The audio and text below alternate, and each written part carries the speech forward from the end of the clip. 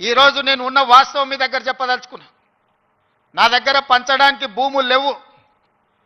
మిమ్మల్ని ధనవంతులు చేయడానికి ఖజానా ఖాళీగా ఉన్నది. ఖజానా ఒట్టిపోయి ఉన్నది.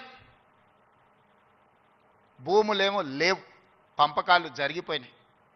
ఈరోజు తెలంగాణలో 1,50,00,000 ఎకరాల వ్యవసాయ యోగ్యమైన భూములు ఉంటే 96% చిన్న సన్నకారు రైతులే. అంటే ఎకరము 2 ఎకరాలు 3 ఎకరాలే.